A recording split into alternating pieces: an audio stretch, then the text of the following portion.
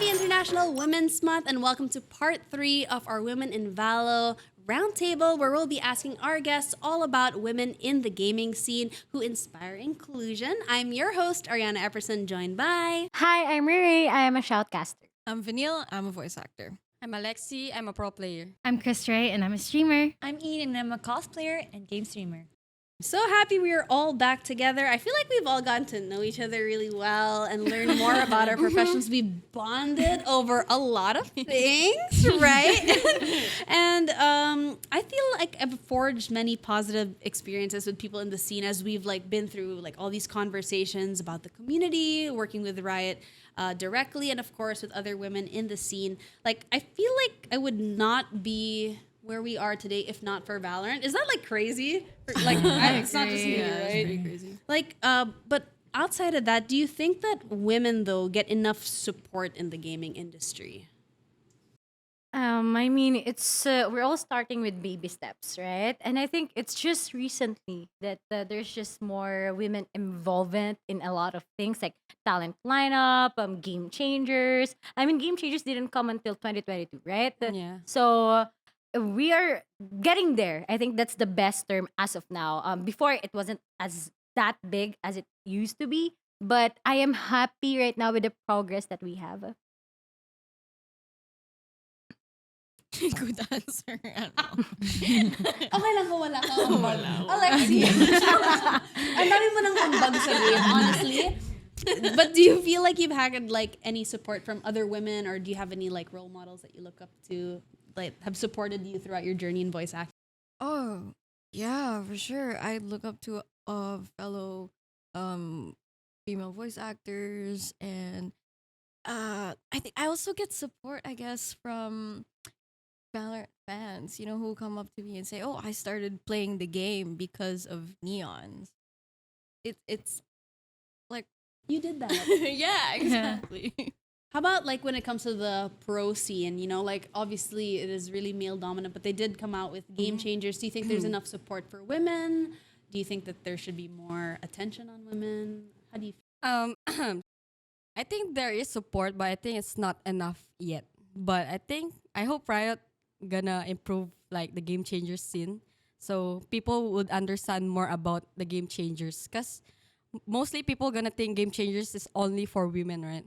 But they need to realize that it includes also non-binaries and transgender. So I think that's needs to improve more. Yeah, like what Ray said, it is really baby steps, and the fact that we have that, we're slowly getting there and bringing more attention to these things. But when it comes to streaming, do you feel like there's enough support for women in the streaming industry?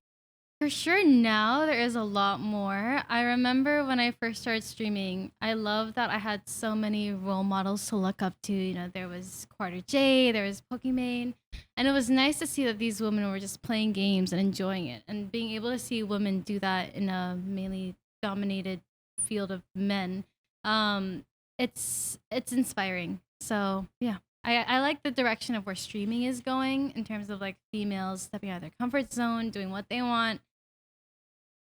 Now with Ian, I think when it comes to cosplay, there are really, I'd say, more women that are especially dominant in the cosplay scene. How is it being supported by a lot of, I guess, other female cosplayers? I really do love the cosplay community, especially Riot built this camaraderie, of course, with my fellow cosplayers. Shout out to Therese, Myrtle, of course, Aryanna too. Yeah. Kids and a lot more female cosplayers out there, and I love the opportunities that Riot has been giving to us. Yeah, if I could just share also, I think one of the biggest moments in my short cosplay career was when Riot first came up to me to cosplay as Killjoy, and I further got to get to know more of the women in the community. I felt like I got to know you better, and to Therese, Zach, Roxanne, ReyRey, and all these fantastic talented individuals are just so supportive. I think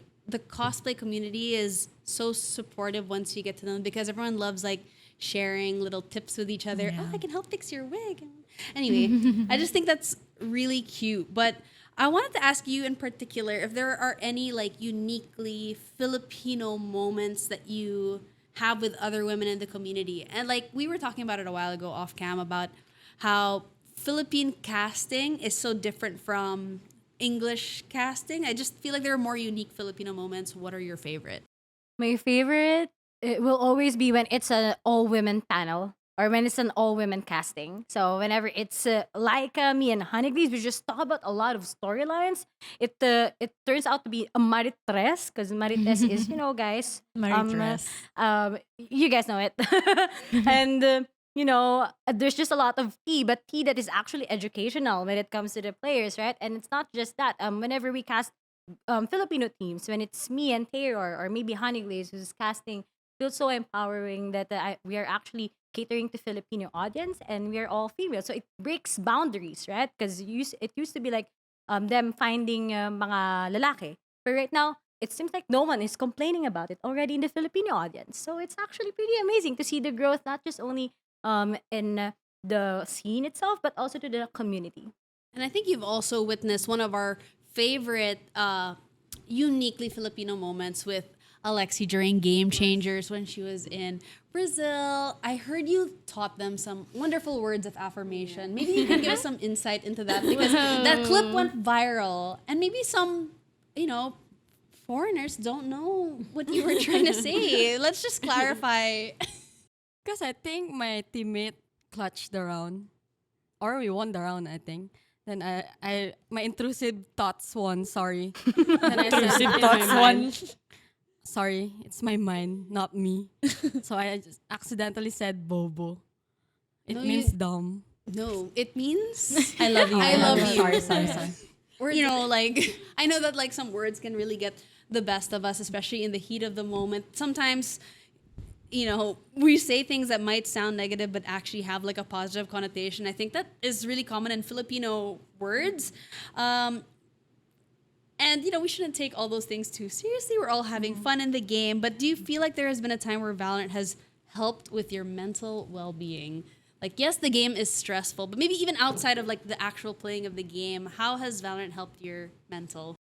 Well, it created maybe stuff like how to be more accepting and how to actually sort out the negative energy to positive energy, right? When you lose the game, for example, sometimes you take it into heart, but you also need to know that sometimes when you lose, it's not just losing, it's about learning, right? And aside from that, I have female friends. I met female friends in Valorant. I usually play with female friends. I usually play with her sometimes. So actually, it's pretty awesome that I met a lot of people, including you, the guys in the scene itself. So I think that's the best thing for me, to touch grass, to meet new people, and not just play Valorant, right? I also wanted to like ask Kris because like I think streaming is just so I don't know. It's different because you are by yourself in your room talking to a community of people. You have like what 400 or 500 people watching. Does that affect your mental? Do you ever feel like, oh, I have to satisfy people? Do you just have fun? Do they make it fun for you? It's a mix of both. It's one trying to stay as entertaining so people would want to stick around, At the same time, it's like they also entertain me in terms of like when I whiff. I'm not like just staring at an empty screen. They're just like, lol, lol, lol, what was that? And I find it funny. I was like, okay, let's ignore that just happened. It doesn't really put too much pressure unless it was like a sudden huge raid and so many random people are coming in. I feel like I do have to kind of impress. But at the end of the day, people will stick around because they like you, even if you suck. I love that. And what I liked, one of the topics we brought up in the last part of our round table was how I think there is a way that women are typically perceived in the gaming industry. So, there are misconceptions or stereotypes about gamer girls, e-girls.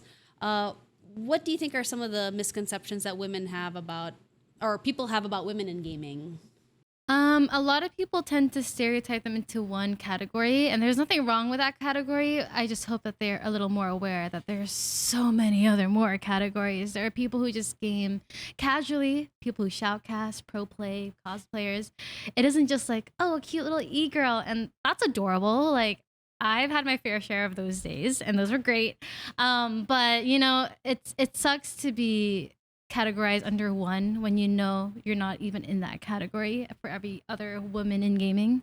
So Yeah, like do people ever like tell you Ian like, oh, cosplayer ka lang, or like just because like you dress up as the character doesn't mean you're good. Yeah. Like, are there any misconceptions people have about you? Yeah, because I do a lot of things other than cosplay. So Yeah. sometimes they categorize me on what they see on my social media posts. For example, like, oh, she does a lot of things. I don't know what to do. Like maybe if I see her cosplaying, if I see her playing games, I see her doing that. So yeah, usually I try to stick in one, but there's so many things to enjoy about life, you know. yeah. Yeah. I mean, sticking to one. I mean, We're all capable of so many things, and Things. sometimes people want to put you in a box because that's what's easiest to digest and understand. But we're so complex. Look at us, so talented. These women do more than just what is their job description in their field. I've seen you guys excel in so many parts of your career, and I'm glad that gets to shine. So I wanted to like ask you guys, how do you think we can, I guess, encourage more women to pursue a career in esports or gaming or anything related to that? Maybe with you. How can I encourage them? Well, for me, I went into this field because I felt passion for it. Like I enjoy it. And I because it's not a traditional job, so I braved that and really pursued my passion, and I fought for my dream. And so if that's something that you're thinking about doing yourself, give it a shot. You never know. People might say that it's a shot in the dark, but you don't know. There's always that possibility that you could succeed. can I add on to that? Yeah. Because I've been like having a lot of talks in different schools, and a lot of young people are asking me, Atin, gusto ko maging ganito. Ano pong gagawin ko? And then some of the, I don't know if this is okay. Some kids tell me, I want to quit school and I just want to stream. I just want to play games. And I always tell them, do both if you can. And if you have that opportunity to finish your studies, do it. I mean, Take it. please take it. What you see in social media is not really that so much to take. But and with what you have, there's so many things that you can do and what your parents are giving to you. That is So, yeah. true. I did that. I was in college when I started voice acting professionally. So I found a way to be able to do both. And yeah, there were days where I was like, oh, a director texted me, we have an audition today, but I have a class. So I picked my class. Of course, I picked my class. And sometimes I wonder, what if I went to that audition? But at the end of the day, I'm actually very proud that I got my degree. So Yeah. I could resonate a lot with that because I started doing content creation from high school, and I started working in college, and that was like I was such a good student. I actually did not want to go to school because I thought I don't need this. I can do work already. But I think it's one of the best decisions that I ever made. I always aimed to be a dean's lister so that I could like get the classes I wanted. I'd end school and I'd go to work and did what I could. So I would always tell other people as well, like I would prioritize your school. If you really wanted to, you will make time for develop your hobbies, your Yeah. passions, because once you get out, I feel like a lot of the things you learn in university can, help apply to your job. Yeah. But Do both if you can. Do both. Yes. Do both As if you much as can. possible. As much as There's always a possible. sacrifice. So maybe it's their social life. I mean, if you want to do both, that's not bad. But you have to sacrifice something. Just think about it. What would you say is your biggest sacrifice that you've made so far, like in the gaming scene? Wow, I think that question is too personal, I guess, to answer. But if there's anything, I sacrificed the love over career. I sacrifice my love over career. If there's anything, so I pick my career. But again, I would just like to add what you guys said that I wanted shoutcasting. I really wanted it, but I told myself I want to have my diploma first. There were just a lot of auditions that I wanted to be in. I got rejected rather, and then I told myself I'll have my time, right? So everyone who's there, like who's waiting, guys, you'll have your own time to shine. Always remember that. But yeah. No, I feel like a part of me also sacrificed like my social life in college. Cause like I had my friends, my blockmates, but they want to go out after school, they want to hang out, and I'm like, I have to go to work, or I wanted to just go home and rest because I was so tired as like a working student. But when I was finally out, I was like, okay, I'm glad I focused on my studies and I didn't like maybe hella party or something in university, because I think there are certain phases in our life that should be dedicated to certain things, like partying maybe, or like gaming, or like I don't know, dedicating your time to hobbies will always be there, but school will only be there for a certain time, at least for most people, Agree. and your career and so on. But yeah, have you made any big sacrifices to get to where you are? Sacrifice. Mm, in terms of sacrifices, I try not to dwell on like stuff, opportunities that I have probably missed out on, like those auditions and stuff, because like what ReyRey said, your time will come. I firmly believe if it's meant to be for you, then it's for you. So maybe I missed out on that for a reason. Maybe it's because it was someone else's time, and who am I to take that away from them? So I try not to.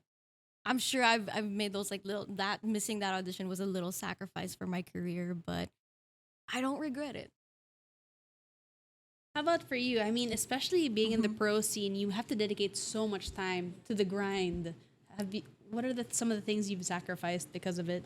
For me, first I sacrifice is my school, of course, because I started playing Valorant mid-pandemic, so it's online classes as well, right? But I'm not the lucky one who's very privileged as well, so I need to stop. But I didn't intentionally want to go pro that time, but I don't have a choice. I need to do something while it's pandemic. I just want to have a backup plans for myself. But hopefully, like in the future, I can go back to school. Yeah.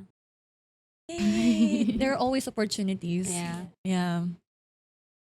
For me, what have I sacrificed? Not intentionally. I noticed that when I first started streaming, I was so into the online world, especially since it was my first time getting in, that I feel like I stopped hanging around my family as much as I wanted to.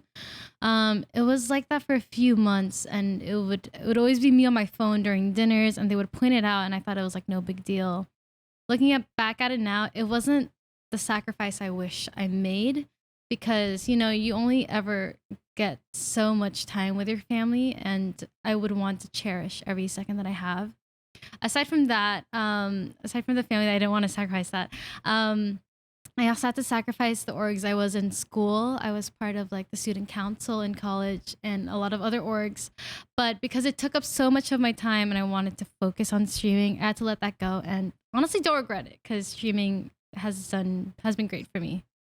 I know maybe we have made big sacrifices or even have some regrets, but I think after all three parts of this conversation, who's to say that it wasn't worth it to get to where all of us are right now? I'm proud of all of us, and I think you really got to do what you have to do to get to where you are, and you have to earn it, and I think you guys all deserve it, and I love to see it. And I think to just wrap it up, despite all of those things, what keeps you interested in Valorant? Why do you keep coming back? I just love it. It's like the one for you, right? When you met that person, When you know, you know. you just click, and you just love everything about it. Even if they're toxic people, you know that it's going to be fine, right? And that's how I love Valorant. It's just there. You can have space, like just like with your partner, right? And when you come back, you guys are so in love, right? So it's just like it's an explosion of feelings with Valorant. It has a mixture of you get sad when a team loses, you cry about it, right? Because you're just into it, but you also love the game despite everything. So it's just like it's the perfect match for me. Yeah. I'm contractually obligated to keep coming back. No, I'm just kidding. I'm just kidding. well, other than this being my job, so I try to stay on top of it and come back every now and then just to stay updated. But also, I just genuinely enjoy it. I don't play it as often as some of you guys probably do, but I do still enjoy playing it whenever I do with my friends. It's just a fun time. And Valorant will always have a place in my heart for what it did to change my life and my career.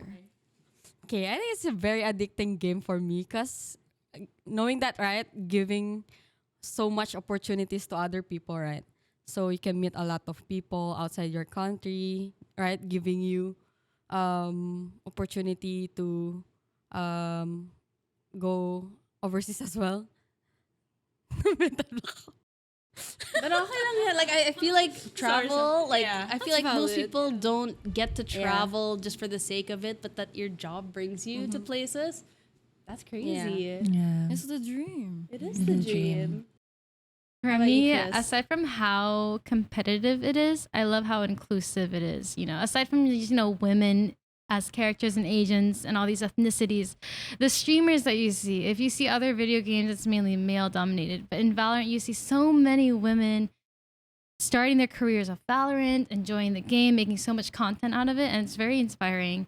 I guess that's one of the reasons why I love Valorant is because it's so inclusive with like, oh, so many women play it. And I always, like, whenever I queue Valorant, there's always one more girl on the team or every other game. And it's just nice to see that video games that I used to grow up with, where it was mainly just my brother and I playing, I can see all these other women playing it too. And it's great. For me, to be honest, like among all the games that I've been playing, I kept on coming back to Valorant. Maybe one of the reasons is me and my boyfriend bond with Valorant most of the time. I mean, I do love. Second, my friends. Third, it's really competitive, so there's a reason to go back. And you get burnt out, but you come back eventually, what ReyRey said. And I don't know. I just want to hit the headshots. Valid. Yeah. I guess for me, why I keep coming back, like I look back and there are obviously so many different reasons, but like, look at this. Like I get to have such wonderful moments connecting with not just my peers, but with the community. To see the support that Riot directly gives to its creators, that they listen. Yeah. I feel so seen, you know? Yeah. And I love that feeling because that is not something I grew up with. You know, it's always boys get this and that, and you're just a girl. And no, that is not the case. So thank you so much, everybody, ReyRey, Vanille, Alexy, Kris, and Ian for sharing this wonderful moment, for sharing all your thoughts about Valorant, women, the gaming scene. Happy International Women's Month as we inspire inclusion. We thank you all for tuning in, and we hope to see you guys next time. Once again, I'm your host, Aryanna. Bye. Bye.